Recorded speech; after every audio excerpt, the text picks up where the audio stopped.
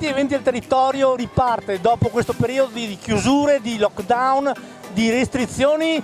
Quest'oggi siamo qui a Quero, festa degli SCIOS, in compagnia del presidente della Proloco, Teresa Gallina. Teresa, intanto ben ritrovati. Grazie. Noi siamo senza mascherina perché siamo a debita distanza, però nel tendone tutto a norma di legge. Sì, obbligatorio la mascherina, l'igienizzante. Comunque all'entrata c'è un percorso dove sono scritti e esposti tutti i volantini.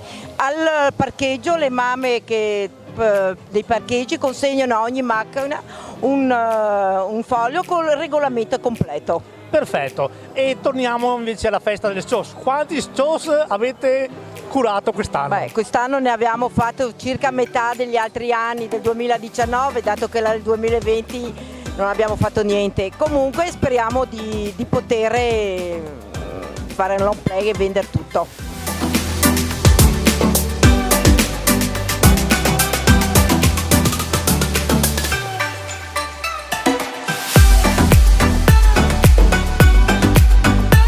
Una edizione un po' limitata, però la voglia di far festa, vediamo, la gente sta rispondendo bene. Sì, quest'anno abbiamo fatto solo un capannone, però se facciamo tutti e due era meglio. Comunque abbiamo tavoli sotto il capannone e all'aperto, sperando che non piova. Teresa, una frase sempre fatta, però un doveroso grazie a tutti i volontari. Sì, certo, quello senz'altro, a tutti i volontari, all'amministrazione che è sempre presente e sempre disponibile. Bene, grazie mille e buona festa di SCIOS. Grazie a te.